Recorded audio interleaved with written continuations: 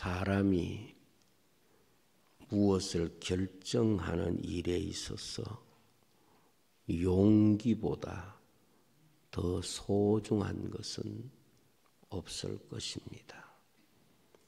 똑같은 상황 앞에 있다고 하더라도 용기가 있는 사람은 그 일의 주인공이 될 수가 있고, 용기가 없는 사람은 그 일의 노예가 될 수 있기 때문에 그렇습니다. 우리가 성경을 보면 성경에서 믿음을 가르치는 중요한 이야기들이 우리에게 깨우쳐주는 중요한 교훈이 있는데, 그것이 뭔고 하면 믿음의 또 다른 이름이 용기다 하는 것을 말씀하고 있습니다. 성경은 신앙생활을 영적 전투라고 말씀했고, 영적인 전쟁에서 가장 중요한 우리의 자원이 뭔고 하면 바로 하나님 앞에 바른 용기를 가지는 것, 이것이 바로 오늘 성도가 세상을 살아가면서 언제나 점검해야 하는 가장 소중한 영적인 배경이 되겠습니다. 성경 말씀에 너희가 세상을 이기는 이김은 이것이니 곧 너희의 믿음이니라고 말씀을 했습니다. 이 말씀을 용기라고 하는 주제를 가지고 해석해 보면 세상을 두려워하는 사람은 믿음을 지키기가 어렵고, 믿음을 가진 사람이 결국 세상을 이기게 된다 하는 말씀입니다. 그래서 히브리서에 보면 모든 믿음의 사람들을 말씀하면서 그 믿음이 세상에 나타날 때에 그 믿음이 세상을 두려워하지 않는 용기라는 것을 말씀하고 있고, 그래서 세상이 이들을 감당할 수 없었다고 말씀을 하고 있는 것입니다. 용기의 최고봉이 뭔지 아십니까? 용기의 최고봉은 바로 십자가입니다. 십자가는 인간이 보여줄 수 있는 최고의 용기의 모습입니다. 그러므로 오늘 우리가 주님을 따라갈 때에 십자가를 지고 주님을 따라오라고 말씀하셨습니다. 이것은 바로 우리가 이 세상을 살아가면서 진정한 십자가의 용기가 없이는 주님을 따라갈 수 없다 하는 것을 가르치는 것입니다. 왜 많은 사람들이 십자가를 지고 주님을 따라가지 못하는가? 십자가의 용기가 그에게 없기 때문에 주님을 따라갈 수 없다는 것을 우리는 너무도 잘 압니다. 성경이 말씀하는 이 십자가의 용기는 사람들이 말하는 세상의 용기와는 전혀 다른 부분입니다. 세상에서 말하는 용기라고 하는 것은 다 자기 자신에게서 나오는 용기입니다. 자신의 힘에서 나오고, 자신의 경험에서 나오고, 자신의 소유에서 나오고, 자신의 배경에서 나오는 용기입니다. 우리가 영화나 어떤 드라마 같은 것을 보면 제일 용기 있게 나오는 사람이 누구냐 하면 깡패들입니다. 싸움꾼입니다.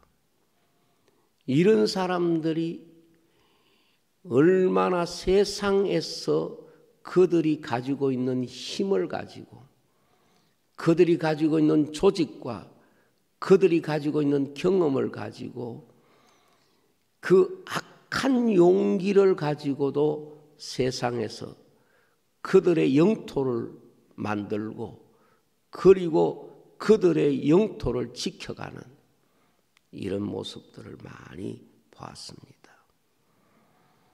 그러나 우리가 아셔야 될 것은 십자가는 결코 이런 사람에게서 나오는 용기를 의미하는 것이 아닙니다.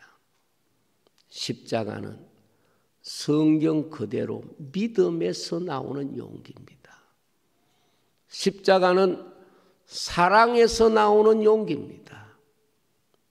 이 용기가 없으면 우리는 결코 믿음을 지킬 수 없다 하는 것을 성경은 우리에게 가르쳐 줍니다. 그러므로 성경이 말씀하고 있는 용기는 하나입니다. 믿음에서 나오는 용기를 말합니다. 하나님이 계시는 것과 하나님이 함께 하시는 것을 믿는 믿음에서 나오는 용기를 말합니다.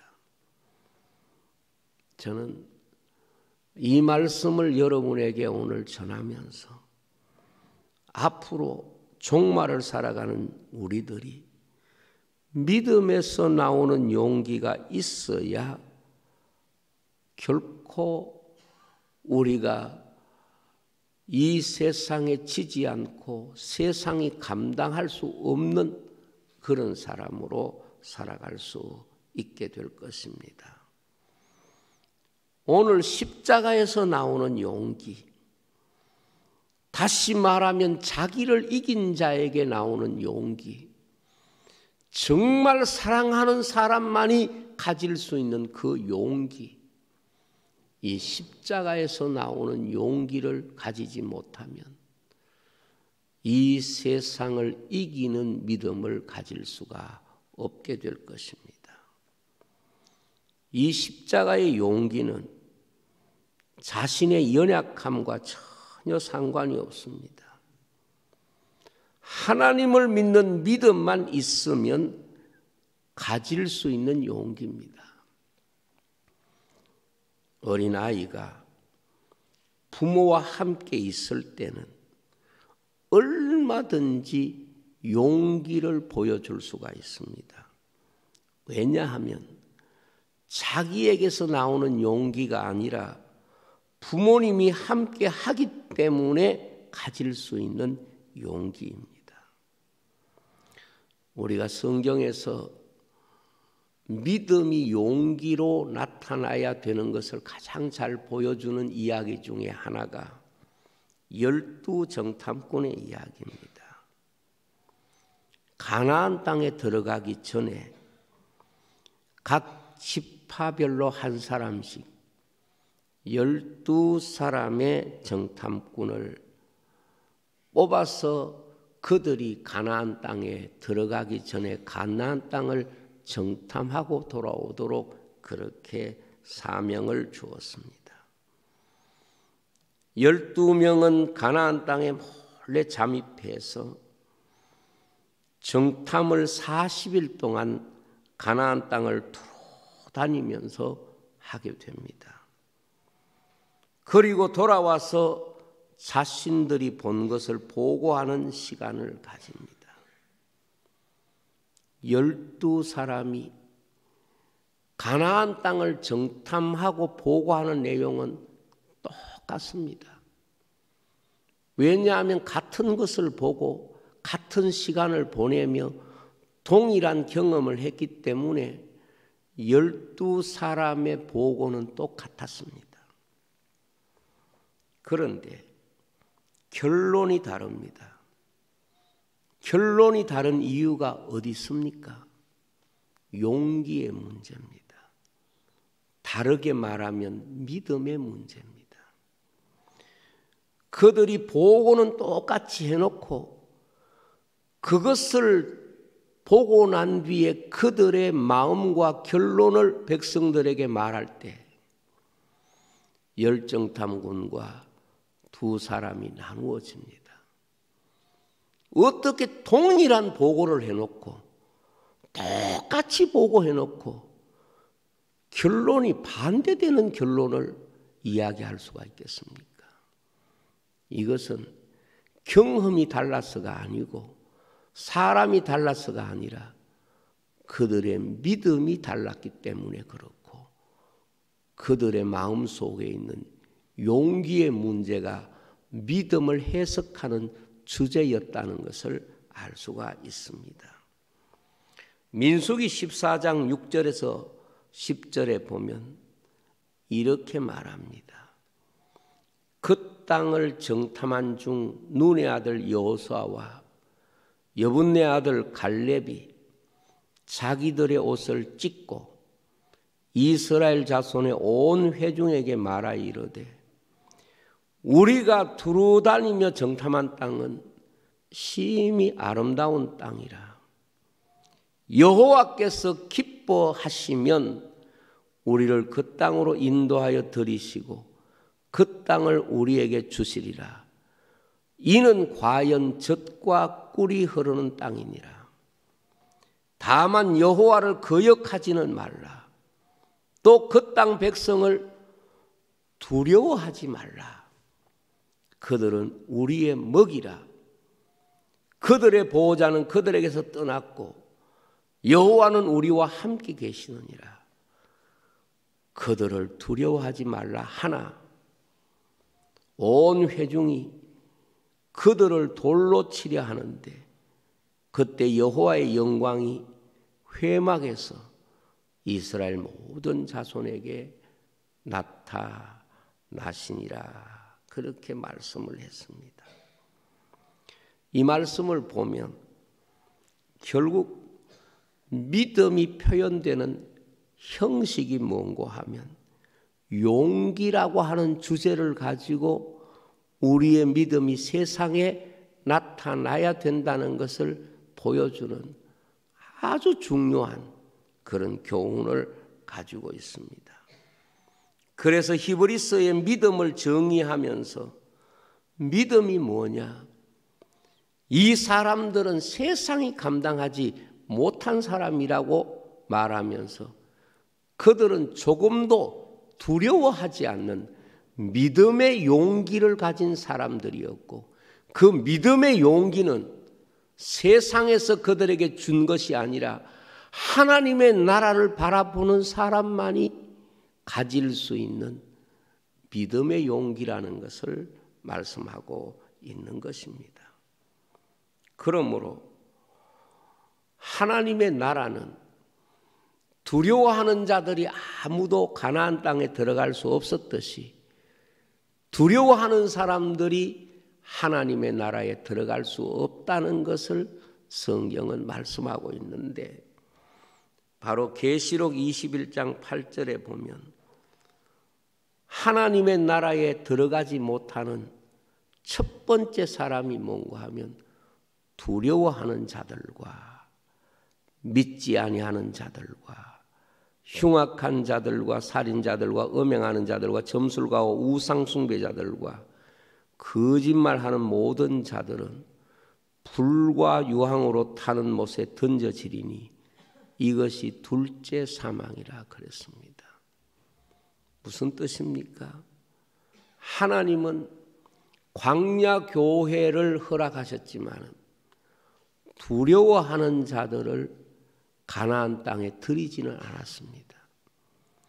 계시록의 지상교회를 우리에게 주셨지만 세상을 두려워하는 자들을 하나님 나라에 들이시지 않겠다고 하는 확실한 메시지를 계시록 가장 마지막에 분명히 선언적으로 말씀해 주시는 것입니다.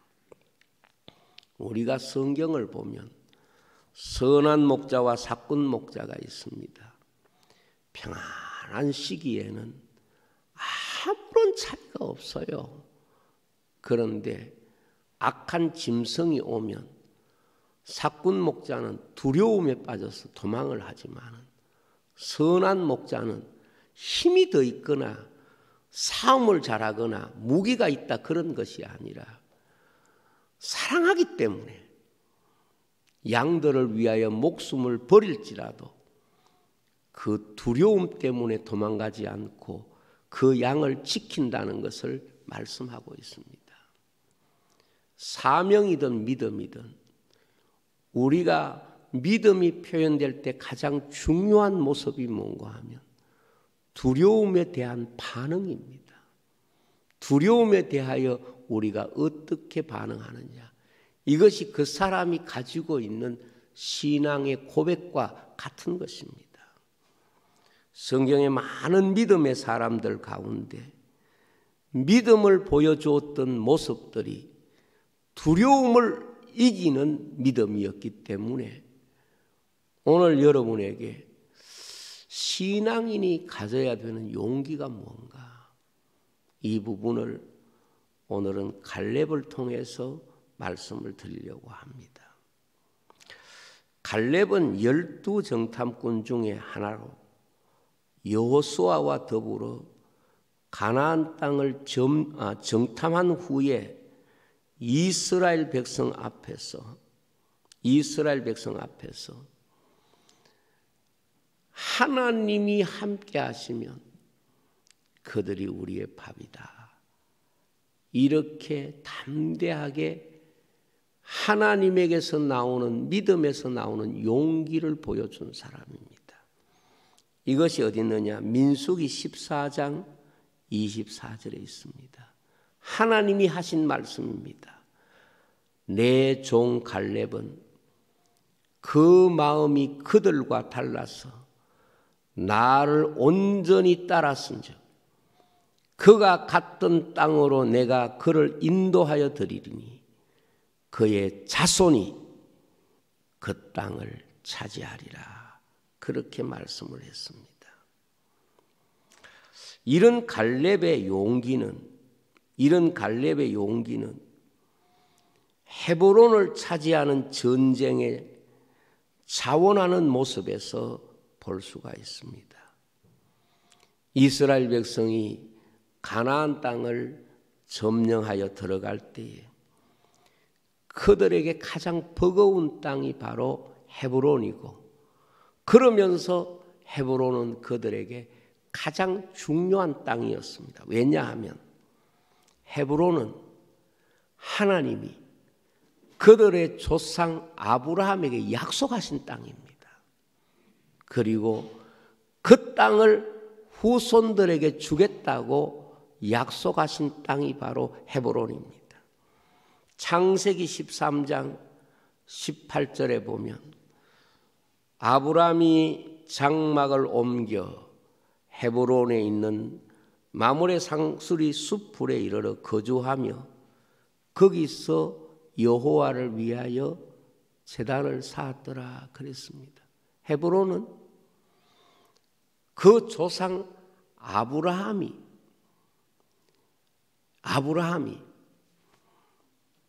거했던 곳이고, 또 아브라함이 그 땅을 돈으로 주고 산 땅이 헤브론입니다. 23장 19절에 보면 이렇게 나옵니다. 그 후에 아브라함이 아내 사라를 가나안 땅 마므레 앞 막벨라 밭 굴에 장사하였더라. 마므레는 곧 헤브론이라 그랬습니다. 그러니까 아브라함이 평생을 많이 떠돌아다녔는데 헤브론은 어떤 땅이냐? 아브라함이 살던 땅이고, 그 다음에 아브라함이 돈을 지불하고 자기의 기업으로 산 땅이기 때문에 애굽에서 430년을 세월 보내고 가나안 땅을 갈 때 헤브론이 가장 점령하기가 어려운 땅이었어요. 그럴 때에 갈렙이 내가 그 땅을 점령하겠다, 내게 그 일을 맡겨달라, 여호수아에게 지금 그 부탁을 하고 있는 것입니다. 왜냐하면 가나안 정복 전쟁 중에서 난공불락의 자리가 헤브론이 까닭은 헤브론은 당시에 거인족인 아낙 자손이 살던 땅이었기 때문에 그렇습니다. 거인족이 살던, 그래서 그들이 처음에 가나안 땅에 들어가려고 할 때 못 들어간 이유가 뭔가 하면 열정탐꾼이 이렇게 말합니다. 그들은 약대 같고 우리는 그 앞에 설 때에 메뚜기처럼 초라했다. 얼마나 거인족이 대단했으면 그 거인족 때문에 이스라엘 백성이 가나안 땅 점령을 포기하고 40년을 다시 광야로 헤매면서 다 죽게 되었는데, 바로 그 40년 전에 하나님이 우리와 함께 하시면 그 땅이 우리의 땅인데 하고 외쳤던 그 갈렙이 이제 나이 85세가 돼서 그 땅에 들어가서 헤브론은 내가 전쟁에서 얻겠습니다. 다 두려워하는 아낙 자손이 거인족이 살고 있는 그 땅을 자기에게 맡겨달라고 부탁하는 내용이 바로 오늘 말씀인 것이죠. 민수기 13장 31절에 33절을 보면 그와 함께 올라갔던 사람들은 우리는 능히 올라가서 그 백성을 치지 못하리라. 그들은 우리보다 강하리라 하고 이스라엘 자손 앞에서 그 정탐한 땅을 악평하여 이르되 우리가 두루 다니며 정탐한 땅은 그 주민을 삼키는 땅이요 거기서 본 모든 백성은 신장이 장대한 자들이며 거기서 네피림 후손인 아낙 자손의 거인들을 보았나니 우리는 스스로 보기에도 메뚜기 같으니 그들이 보기에도 그와 같았을 것이니라. 이게 바로 45년 전에 이스라엘 백성이 가나안 땅에 들어가지 못한 이유였습니다. 바로 그 헤브론에 가장 큰 아낙 자손들이 살고 있는 헤브론을 내가 비록 나이가 85세지만 나가서 싸우겠습니다. 이렇게 말하고 있습니다. 45년 전에 어떤 일이 있었습니까? 민수기 13장 27절로 37절 보면 모세에게 말하여 이르되 당신이 우리를 보낸 땅에 간즉 과연 그 땅은 젖과 꿀이 흐르는데 이것은 그 땅의 과일입니다. 그러나 그 땅 그 주민은 강하고 성읍은 견고하고 심이 클 뿐 아니라 거기서 아낙 자손을 보았으며 아말렉인은 남방 땅에 거주하고 헤딘과 여부스인과 아모리인은 산지에 거주하고 가나안인은 해변과 요단가에 거주하더이다. 갈렙이 모세 앞에서 백성을 종용하게 하고 우리가 곧 올라가서 그 땅을 취하자 능히 이기리라 하나. 그러나 이스라엘 백성은 아낙 자손의 이야기를 듣는 순간 포기해버린 겁니다. 두려워서 그 땅을 차라리 포기하겠다. 이렇게 그들이 밤새도록 울다가 그로부터 40년 동안 광야에서 죽기까지 하나님은 기다리신 겁니다. 여러분, 우리가 이 땅을 살아가면서 세상을 두려워하면 절대로 영적인 승리자가 될 수가 없습니다. 그로부터 45년이 지나서 갈렙의 나이 85세가 되었을 때 여호수아서 14장 10절에서 14절에 보면 이렇게 말합니다. 이제 보소서 여호와께서 이 말씀을 모세에게 이르신 때로부터 이스라엘이 광야에서 방황한 이 45년 동안을 여호와께서 말씀하신 대로 나를 생존하게 하셨나이다. 오늘 내가 85세로 돼 모세가 나를 보내던 날과 같이 오늘도 내가 여전히 강건하니 내 힘이 그때나 지금이나 같아서 싸움에 출입에 감당할 수 있으니 그날에 여호와께서 말씀하신 이 산지를 지금 내게 주소서.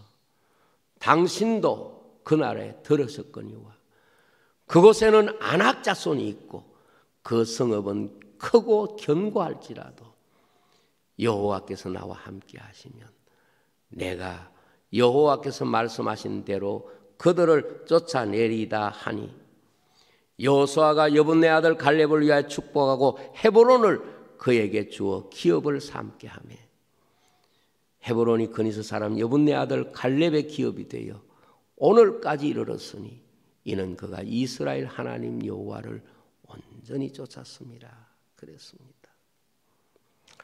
저는 이 말씀을 보면서 갈렙이 하나님 앞에 그 땅을 차지하자고 45년 전에 이스라엘 백성들 앞에서 그렇게 호소해도 이스라엘 백성은 두려워서 안악 자손 때문에 포기했던 그 땅을 45년 뒤에 나이 85세가 되어도 그 땅에 여전히 안악 자손이 살고 있음에도 불구하고 지금 그 땅을 내게 기업으로 주세요. 그렇게 그는 그 안악 자손의 산지인 헤브론을 찾아냅니다. 그래서 그것이 바로 갈렙이 속한 유다 지파의 땅이 되는 거지요.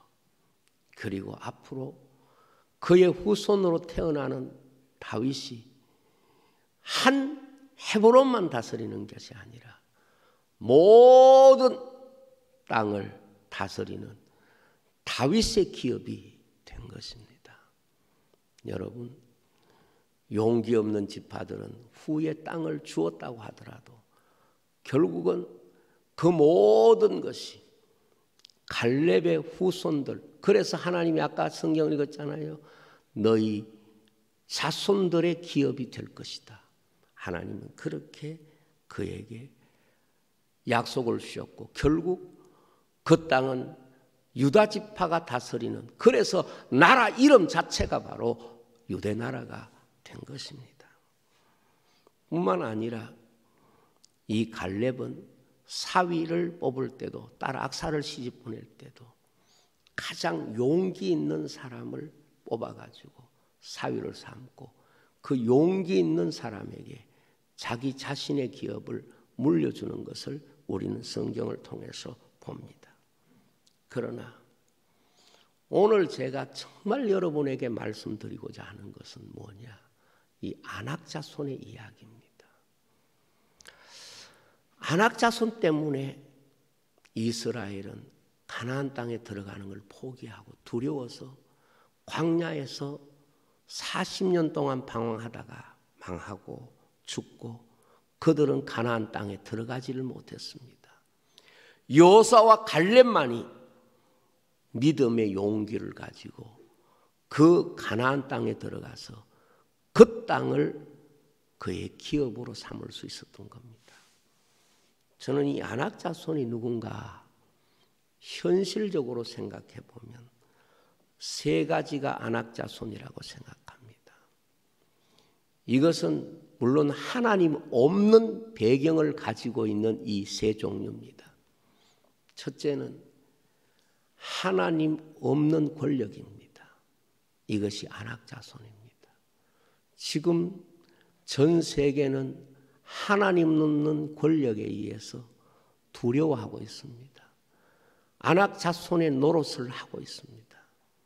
그 다음 두 번째로는 하나님 없는 부입니다. 이게 안악 자손입니다. 하나님 없는 부, 그 앞에서 사람들은 지금 두려워 떨고 있습니다. 그 다음 세 번째, 하나님 없는 교권, 교회입니다. 이것이 저는 오늘 종말의 안악 자손이라고 생각합니다. 이 말씀을 준비하면서 지금 하나님의 교회가 광야에서 지금 계속해서 정탐하면서 우리가 보고 있는 게 뭡니까? 권력을 보고 세상의 경제를 보고 교회의 흐름, 교권을 보는데 하나님 잊어버린 권력은 이스라엘 백성에게 두려움이 될 수밖에 없습니다. 그리고 하나님 없는 부가 얼마나 사람들이 감당하기가 어려운 안악자손처럼 보입니까? 그리고 오늘 교권이 하나님의 교회에 안악자손의 역할을 할 수 있다는 것을 우리는 너무도 피부로 느끼고 있습니다. 어느 세대나 할 것 없이 하나님의 교회는 안악자손에 의해서 그 믿음의 진정성을 시험받게 되는 것입니다. 저는 앞으로 어떤 사람이 믿음을 지킬 것인가? 갈렙 같은 성도가 믿음을 지킬 거라고 생각합니다. 결국은 갈렙 같은 성도가 하나님 나라의 주인공이 되기 때문에 아까 우리가 읽었던 계시록의 말씀처럼 바로 하나님의 그 나라에 들어가는 사람은 두려워하지 않은 사람이고 두려워하는 자는 두 번째 사망 불못에 던져진다고 말씀하고 있습니다. 예수님께서 마태복음 11장 12절에 이렇게 말했습니다. 세례 요한 때부터 지금까지 천국은 침노를 당하나니 침노하는 자는 빼앗느니라 한 말씀이 있습니다. 무슨 뜻입니까? 하나님의 나라는 가만히 있거나 용기 없이 살거나 우리의 믿음을 지키는데 최선을 다하는 이런 믿음의 용기가 없이 우리가 하나님의 백성으로 사는 것이 아니라는 것을 우리에게 주님께서 가르쳐 주신 줄로 믿습니다. 어떻게 보면 코로나19는 성도들에게 믿음의 용기를 하나님이 물어보시는 시간인지도 모르겠습니다. 이 시대는 지금 안악자손이라고 하는 거대한 부의 흐름과 권력과 그리고 교권이 마치 거대한 안악자손처럼 사람들로 하여금 용기를 잃어버리게 합니다. 포기하게 합니다. 그렇지 뭐 우리가 이길 수 있나? 이렇게 해서 다 믿음의 자리에서 스스로 마음을 내려놓고 두려움을 갖게 합니다. 그러면 가나안은 그들의 것이 될 수가 없습니다. 하나님의 나라는 그들의 것이 될 수가 없습니다. 여러분, 우리가 믿음을 갖는 것은 하나님이 갈렙에게 축복하신 것처럼 갈렙은 온전히 나를 쫓았은즉 이 땅은 그의 자손들의 것일 것이다. 약속하신 대로 그 땅에 들어가서 그 땅에 나라가 세워지고 그 땅을 다스리는 통치자를 바로 갈렙의 후손 다윗이 일어나서 그 땅을 다스리는 그 땅의 기업을 한 손에 다 가지는 그런 다윗 왕조를 만든 것입니다. 여러분, 오늘 하나님께서 우리에게 묻는다는 생각이 들지 않습니까? 지금 이 땅에 어마어마한 안악자손이 있지. 그런데 너희가 그 앞에 떨래? 그러지 마라. 내가 있지 않느냐. 이것을 분명히 우리에게 들려주시는 줄로 믿습니다. 안악자손이 있을지라도 하나님이 우리와 함께 하시면 그들이 우리의 밥이다.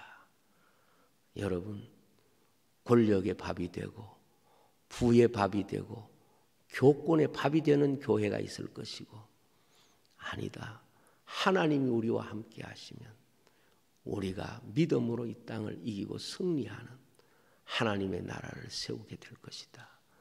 이 믿음을 하나님 앞에 날마다 고백하는 용기 있는 신앙인이 되시기를 주의 이름으로 축복을 드립니다. 기도하겠습니다. 아버지 하나님 감사합니다. 오늘 저들로 하여금 아버지의 말씀을 듣습니다. 이 말씀을 통해서 다시 한번 우리를 일깨워 주시고 두려움에 떨어서 안악자손 소문만 듣고도 그 땅을 포기해버리는 이 어리석음에 빠지지 않도록 우리를 긍휼히 여겨 주옵소서. 예수님 이름으로 기도하옵나이다.